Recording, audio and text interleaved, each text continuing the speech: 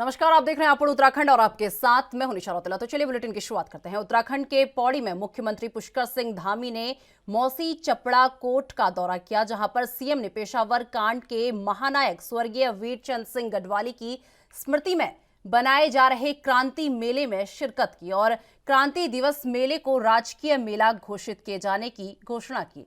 इस दौरान सीएम ने स्वर्गीय वीरचंद सिंह गढ़वाली की मूर्ति पर पुष्प अर्पित कर उन्हें याद किया और बताया कि हर साल क्रांति मेले को मनाया जाएगा। सीएम ने कहा कि उत्तराखंड वीर सपूतों की भूमि रही है और इसी भूमि में ऐसे महापुरुषों ने भी स्वतंत्रता से पूर्व जन्म लिया, जिन्होंने देशवासियों के मन में एक गहरी छाप छोड़ दी है। कुछ ऐसी ही छाप स्वर्गीय वीरचंद सिंह गढ़वाली ने हम सबके मन में छोड़ी है।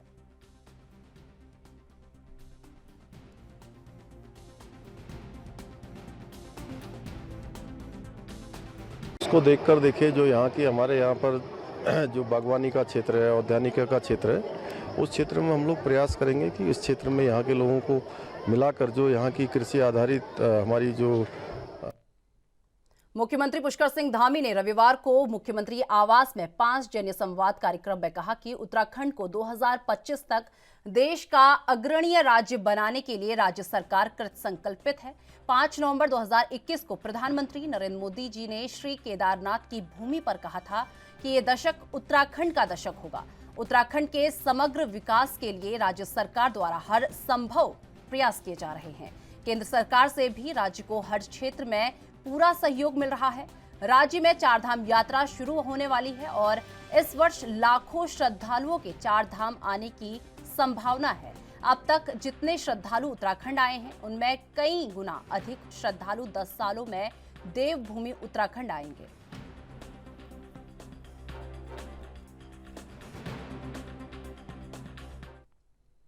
देहरादून में भाजपा प्रदेश कार्यालय में बैठकों का दौर शुरू हो चुका है। आपको बता दें कि मुख्यमंत्री पुष्कर सिंह धामी बीजेपी कार्यालय पहुंचे, जहां उन्होंने 23 विधानसभा के हारे हुए प्रत्याशियों की बैठक यहां पर शुरू हुई और बैठक में राष्ट्रीय महामंत्री संगठन BL संतोष, मुख्यमंत्री पुष्कर सिंह धामी, प्रदेश प्रभारी दुष्यंत कुमार गौतम, सह प्रभारी रेखा वर्मा के साथ प्रदेश महामंत्री संगठन भी मौजूद रहा। आपको बता दें कि आज हार की समीक्षा की रिपोर्ट BL संतोष को सौंपी जाएगी।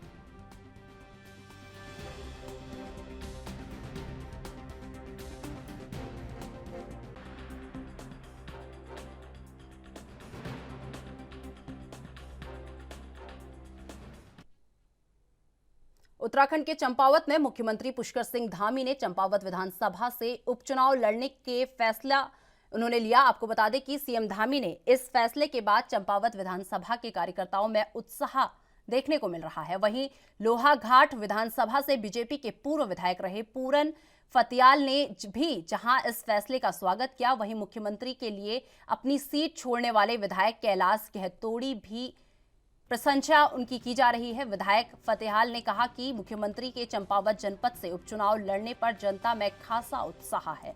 हमारा मानना है कि चंपावत की जो अपेक्षा होती रही है, उसमें अब उससे मुक्ति मिलेगी और जनपद समग्र रूप से विकास के पथ पर आगे बढ़ेगा। मुख्यमंत्री को इस उपचुनाव में ऐतिहासिक जीत हासिल होगी।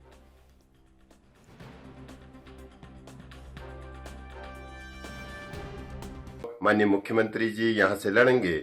आज इसके इस्तीफे होने के बाद वो लोगों की जो भावना थी कि हमारा नेतृत्व पुष्कर सिंह धामी जी चंपावत से करे, जिससे कि हमारे रुके हुए काम आगे बढ़े और एक अच्छा लीडरशिप चंपावत को मिले।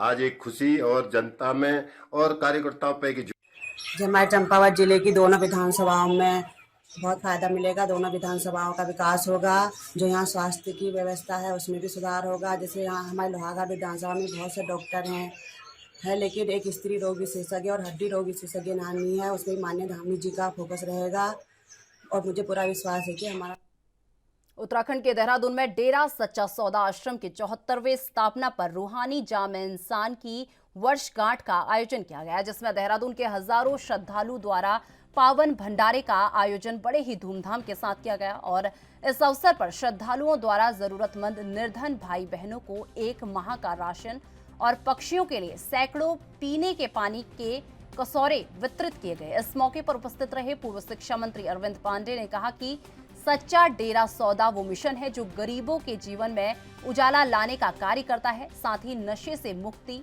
गरीब कन्याओं का विवाह सहित दिशाहीन को दिशा दिखाना इस डेरे का उद्देश्य है।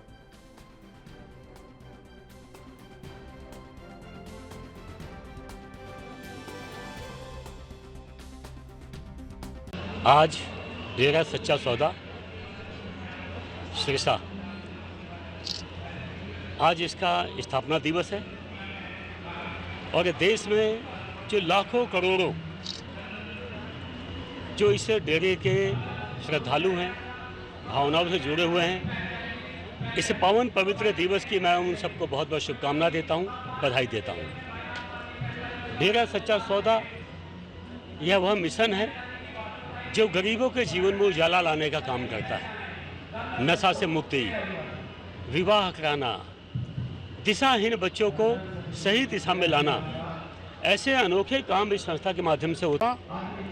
आज अपने डेरा सच्चा सौदा का 74वां स्थापना दिवस है और 15वां जामे इंसाफ दिवस है। इस उपलक्ष्य में देहरादून की साध संगत आज बड़ी खुशी मना रही है, गुरु चर्चा गा रही है और अपने संत डॉक्टर गुरमीत राम रहीम सिंह जी इंसा, इन्होंने हमें जो भलाई का पाठ पढ़ाया है, 138 मानवता भलाई के कार्य सिखाए हैं। जैसे गरीबों को भूखे ज़रूरतमंदों को राशन देना और गरीबों का इलाज कराना, जिस बच्चों को स्कूल की फीस नहीं दी जाती। प्रदेश में लगातार हो रही भारी बिजली कटौती को लेकर अब कांग्रेस का पारा चढ़ चुका है। आपको बता दें, हल्द्वानी के बुद्ध पार्क में आज कांग्रेस कार्यकर्ताओं ने राज्य सरकार के खिलाफ जमकर नारेबाजी कर पुतला दहन किया। आपको बता दें कि कांग्रेस कार्यकर्ताओं ने कहा कि राज्य सरकार का 1 महीने का कार्यकाल पूरी तरह से फेल रहा। कुमाऊं के प्रवेश द्वार हल्द्वानी में 10 से 12 घंटे की बिजली कटौती हो रही है, जिसका सीधा असर औद्योगिक व्यवसाय पर पड़ रहा है। उन्होंने राज्य सरकार से तत्काल बिजली कटौती पर रोक लगाने की मांग की है।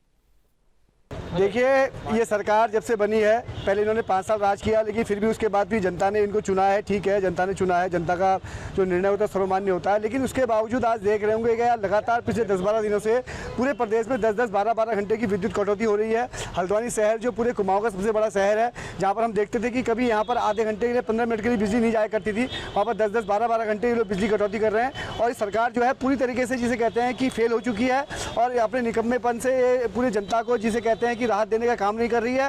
और जैसा कि पता चल रहा है कि इन लोगों के पास बिजली खरीदने के लिए पैसे नहीं है, तो निश्चित रूप से आज जो है सरकार का दंश जो है एक आम जनता को झेलना पड़ रहा है। और आज यहाँ पर एक महानगर कांग्रेस कमेटी ने यहाँ पर एक पुतला दहन किया है सरकार का, और सभी मातृशक्ति और सभी हमारे युवा। उत्तराखंड के हरिद्वार सिडकुल में स्थापित उद्योगों को बिजली की दिक्कत का सामना करना पड़ रहा है। आपको बता दें कि पिछले 2 से 3 महीनों में रोजाना हो रही बिजली कटौती ने उद्योगपतियों की चिंता बढ़ा दी है और रोजाना बिजली कटौती से उद्योगों को आर्थिक नुकसान उठाना पड़ रहा है। वहीं नाराज उद्योगपतियों ने राज्य सरकार से बिजली कटौती की समस्या का जल्द निदान करने की मांग की है। सिडकुल में रोजाना हो रही बिजली कटौती से उद्योगपतियों के सामने एक बड़ा संकट पैदा हो गया है। उनका आरोप है कि पिछले करीब 2 से 3 महीनों में रोजाना 3 से 4 घंटे की बिजली कटौती हो रही है, जिससे उनके उद्योग प्रभावित हो रहे हैं। बिजली कटौती की वजह से 7 रुपए यूनिट का खर्चा जनरेटर से फैक्ट्री चलाने पर 25 रुपए यूनिट के आसपास पहुंच रहा है।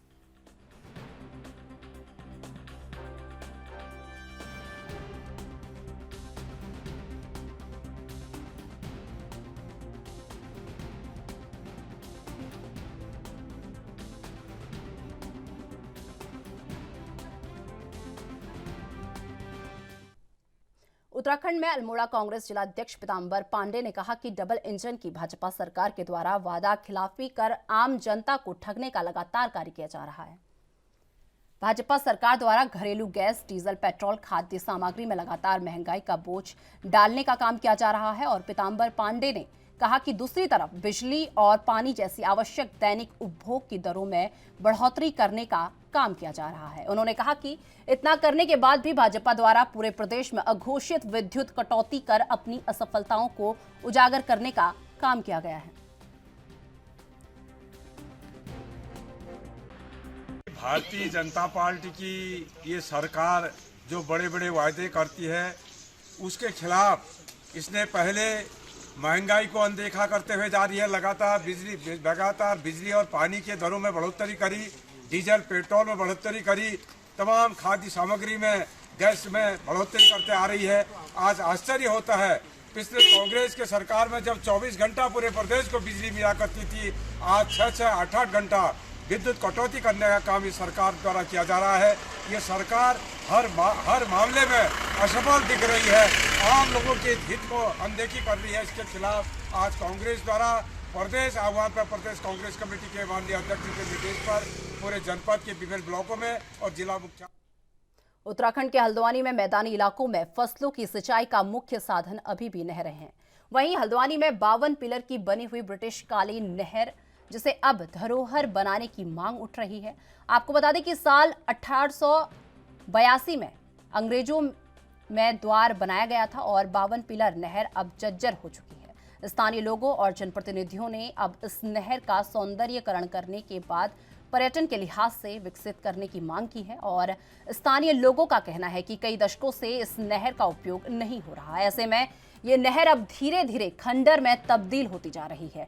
ऐसे में सरकार को चाहिए कि इस नहर का सौंदर्यीकरण किया जाना चाहिए और पर्यटन के रूप में विकसित किया जाए, जिससे राज्य में रेवेन्यू बढ़ेगा और लोगों को रोजगार भी मिलेगा।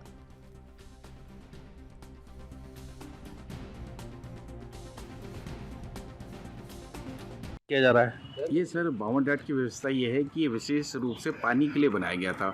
उस समय पानी की बड़ी किल्लत हुआ करती थी, लामा चौड़ खास ये भाखड़ा तक, तो इसके लिए इसका निर्माण किया गया था ताकि हर गांव में पानी पहुंचे। और ये ब्रिटिश कालीन कार की ओर भी ध्यान देना चाहूँगा कि ये हमारी ये धरोहर है और ये इसका रखरखाव होना चाहिए, क्योंकि वैसे तो अब बहुत नलकूप हो गए हैं, ट्यूबवेल भी हो गए हैं, लेकिन इसका जो अपना महत्व है वो महत्व कभी भी कम नहीं हो सकता। और सबसे बड़ी बात है कि ये धरोहर है हमारी जी, कि जिसको आज भी लोग आके देखते हैं जी। शुभ नाम बताइए अपना। मेरा नीरज हाथी। 52 डाट नहर जो है वो एक फसली नहर है और ये काफ़ी पुरानी नहर है, 1880s की बनी हुई नहर है। उसमें विशेष बात यह है कि एक एक्वाडक्ट है वो, जिसमें रिवर के अक्रॉस मेसनरी स्ट्रक्चर बनाया गया है और नहर ऊपर से गुजरती है, तो उसका एक पुरातात्विक महत्व। उत्तराखंड के जसपुर में मुस्लिम समुदाय में मनाई जाने वाली सबसे बड़े त्योहार ईद की तैयारियों को लेकर बाजार में रौनक दिखने लगी है। आपको बता दें कि लोग बाजारों में खरीदारी करते नजर आ रहे हैं। पिछले 2 सालों से कोरोना की भेंट चढ़ रही ईद पर बाजार की रौनक भी गायब थी, जिससे व्यापारियों को भी काफी नुकसान उठाना पड़ रहा था। वहीं इस बार बाजारों में रौनक है और महिलाएं बच्चे जमकर खरीदारी कर रहे हैं, जिससे दुकानदारों में इस बार अच्छा कारोबार होने की उम्मीद है। वहीं पुलिस प्रशासन द्वारा सुरक्षा की दृष्टि से अमन कमेटी की बैठक की और शांति से ईद का त्योहार हो, इसके लिए पुलिस बल पूरी तरह से सतर्क है और साथ ही साथ सुरक्षा के पुख्ता इंतजाम कर रहा है। तो उन पे हम लगातार कार्रवाई करेंगे। आईटी एक्ट के तहत उन पे मुकदमे होंगे और आईपीसी की जो विभिन्न धाराएं हैं उनके तहत भी उनके खिलाफ कड़ी कार्रवाई की जाएगी। ईद के त्यौहार को लेकर हमने जो भी जैसे धार्मिक संगठन है सबसे हमने मीटिंग रखी है और उनसे सभी से अपील की था, जिसमें बंदिशें लागू थी। लोग अपने घर में कैद थे और अपने घर में रहकर ही सब लोगों ने त्यौहार को मनाया, शांतिपूर्ण तरीके से मनाया। लेकिन इस साल कोरोना काफ़ी हद तक कंट्रोल में। उत्तराखंड के रुड़की नगर निगम में बोर्ड बैठक का आयोजन किया गया था, जिसमें विधायक उमेश कुमार, विधायक फुरकान अहमद समेत विधायक वीरेंद्र कुमार मौजूद रहे। आपको बता दें कि इस बैठक के दौरान पार्षदों और मेयर के बीच जमकर बवाल हुआ और वहीं इस बीच कई प्रस्ताव भी पास हुए। वहीं बैठक में पार्षदों और मेयर एक दूसरे पर आरोप प्रत्यारोप लगाते रहे, लेकिन शहर के विकास के मुद्दे का सरोकार दिखता नजर नहीं आया। वहीं नगर निगम रुड़की में ये पहली बार नहीं है, पहले भी कई बैठकों में मेयर और पार्षदों के बीच तालमेल नहीं बन पाया है। तो क्योंकि बजट बैठक थी, बहुत महत्वपूर्ण बैठक थी और ये बैठक भी हाई कोर्ट के निर्देश के बाद हुई है। संबंधित कोई शहर के व्यक्ति गए थे, उन्होंने कंटेम्प्ट ऑफ केस किया था हाई कोर्ट में। जब वहाँ से नोटिस जारी हुआ तो फिर बैठक महापौर को मजबूरन करानी पड़ी। ये लोकतंत्र की स्वस्थ व्यवस्था नहीं है। जो बैठक हर दूसरे महीने होनी चाहिए, महापौर उसे 1 साल नहीं करा पाते। कारण क्या है? क्या ये फेल्योर नहीं है? क्या ये लोकतंत्र की हत्या नहीं है? पार्षद यहाँ बहुत ज़्यादा उपद्रवी प्रकार के हैं जिनका काम निश्चित रूप से सिर्फ दंगा करना, बोर्ड ना चलने देना, 40 पार्षदों की बात ना सुनना और हंगामा करके इसको बोर्ड को निरस्त कराना, अपनी मातों को मंगवाना, ऐसा एक ग्रुप बनाया हुआ है। उस ग्रुप को बहुत बड़ा आर्थिक लाभ नुपुर वर्मा जी दे के गई हैं, पूर्व नगर आयुक्त और सहायक नगर आयुक्त चंद्रकांत भट्ट द्वारा दिया गया है। वो निश्चित रूप से उसका प्रभाव कम होने में थोड़ा समय लगेगा और वो पिछले 4 महीने से रुड़की से ट्रांसफ़र होने के बाद फिर रुड़की रह रहे हैं और अभी उनका परसों ट्रांसफ़र हुआ, वो भी जिला हरिद्वार में ही हो गया है। तो आप समझ सकते हैं कि कितनी बड़ी साजिश मुझे बदनाम करने की और मेरे पीछे लगाई गई है। सारे प्रस्ताव थे, कुछ प्रस्ताव जो हैं बहुमत से पास हुए हैं, कुछ प्रस्ताव रह गए हैं और कुछ ऐसे प्रस्ताव थे जो जनहित से जुड़े हुए थे, जनता से भी जुड़े हुए थे, उन पर भी चर्चा हुई और उनको भी बहस के बाद पास कर दिया गया। बाकी हंगामेदार तो हमेशा यहाँ की बैठक रहती है, आज भी रही है। मैंने सभी पार्षदों से और मेयर से कहा है कि आपसी झगड़ों के चलते जनता के कामों को आप रुकने ना दें। बोर्ड की बैठक स्थगित हो जाती है, काम रुक जाते हैं, फिर एक डेट आ जाती है, फिर स्थगित हो जाती है। सफ़र कौन कर रहा है? आम आदमी। तो भैया आम आदमी ने चुन के भेजा है तो सदन को चलाओ। सदन में इस तरीके की हंगामेबाजी करना, इस तरीके के कृत्य करना अच्छी बात नहीं। सदन की मर्यादा बना कर रखनी चाहिए। मुझे ऐसा लग रहा था कि मैं जैसे कहीं मच्छी बाजार में आकर बैठ गया हूँ। ये स्थिति अच्छी नहीं है। हम जनता के मुद्दों पर चर्चा करना चाहते हैं। अगर आप नहीं करना चाहते तो आप लिखित में सार्वजनिक। अल्मोड़ा की जिलाधिकारी वंदना सिंह ने लमगड़ा विकासखंड के अनेकों स्थानों का निरीक्षण किया, जिसमें उनके द्वारा प्रदेश सरकार के विकास कार्यों का निरीक्षण किया गया। इसके साथ ही विद्यालयों में जाकर शिक्षा की गुणवत्ता पर विशेष ध्यान देने के निर्देश अध्यापकों और प्रधानाचार्य को दिए गए। इसके साथ ही उन्होंने स्वयं सहायता केंद्रों की महिलाओं से मुलाकात कर उनकी समस्याएं सुनी और अधिकारियों को जल्दी से इसका निवारण करने के निर्देश दिए। जिलाधिकारी ने कहा कि स्वयं सहायता समूह की जो महिलाएं हैं उनको ट्रेनिंग के लिए दूरस्थ गांव से आना पड़ता है, जिसके लिए अब उनके गांव में ही कैंप लगाकर उन्हें प्रशिक्षण दिया जाएगा।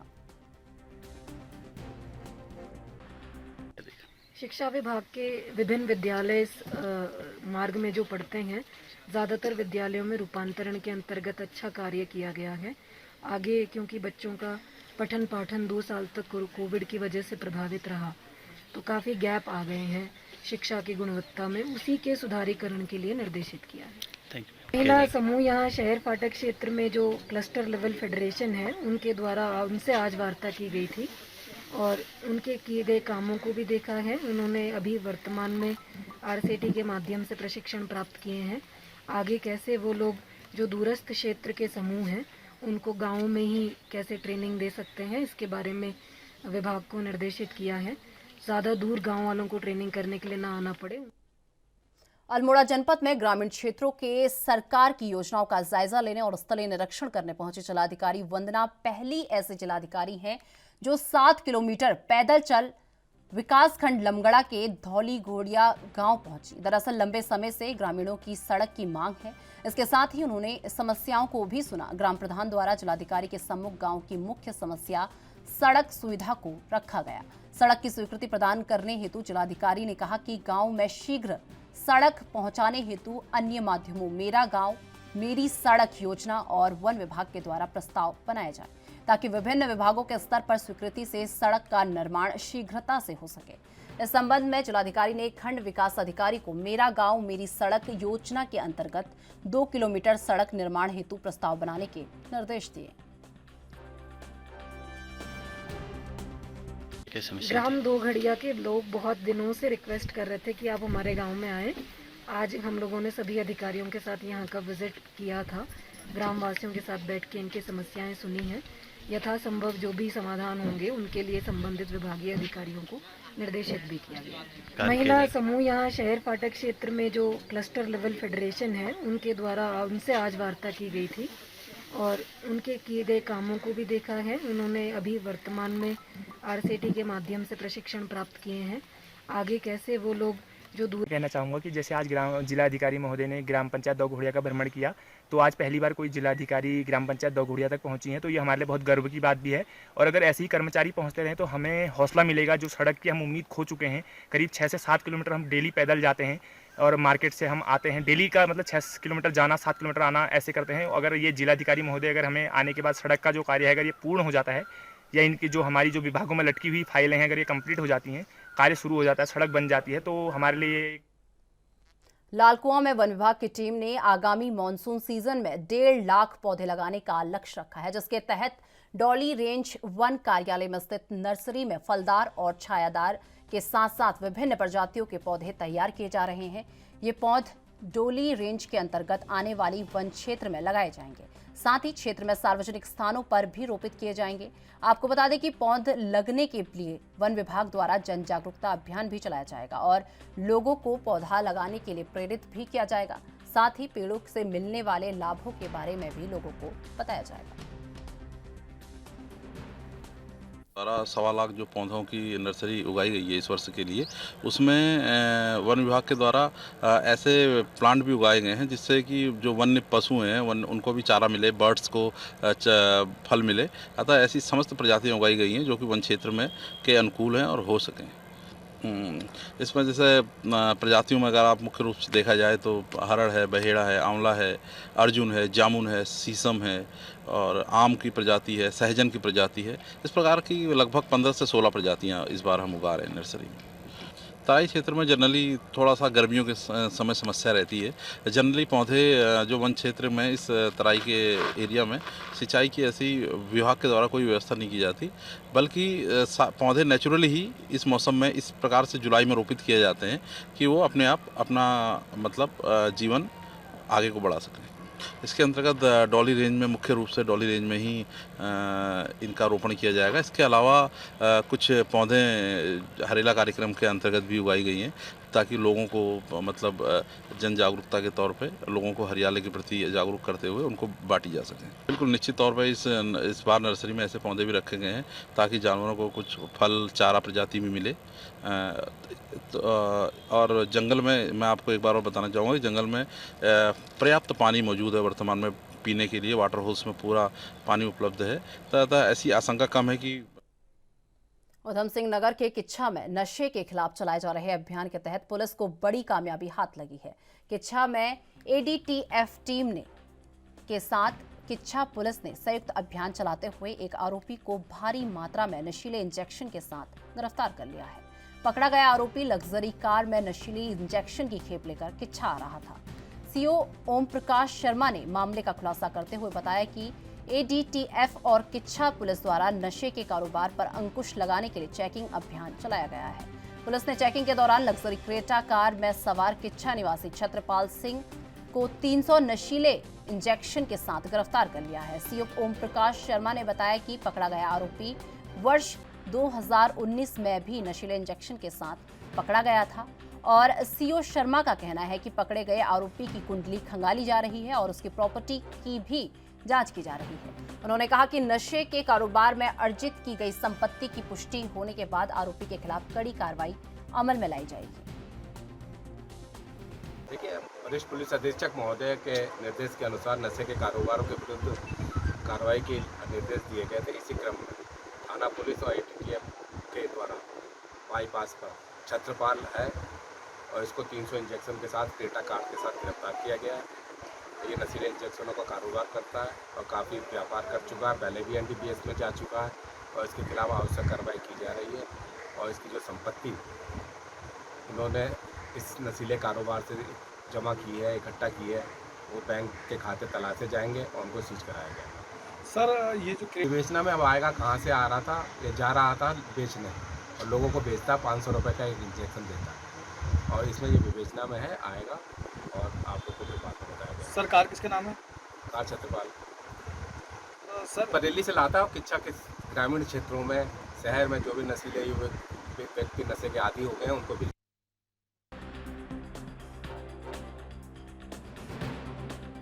आपको बता दें कि उधम सिंह नगर के किच्छा में नशे के खिलाफ चलाए जा रहे अभियान के तहत पुलिस को बड़ी कामयाबी हाथ लगी है। किच्छा में ADTF टीम के साथ किच्छा पुलिस ने संयुक्त अभियान चलाते हुए एक आरोपी को भारी मात्रा में नशीले इंजेक्शन के साथ गिरफ्तार कर लिया है। पकड़ा गया आरोपी लग्जरी कार में नशीले इंजेक्शन की खेप लेकर किच्छा आ रहा था।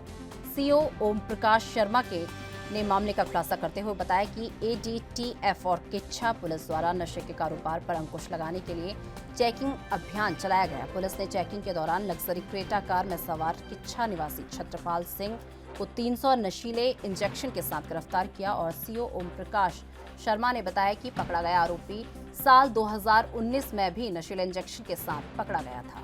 सीओ शर्मा का कहना है कि पकड़े गए आरोपी की कुंडली खंगाली जा रही है और उसकी प्रॉपर्टी की भी जांच की जा रही है। आगे उन्होंने कहा कि नशे के कारोबार में अर्जित की गई संपत्ति की पुष्टि होने के बाद आरोपी के खिलाफ कड़ी कार्रवाई अमल में लाई जाएगी।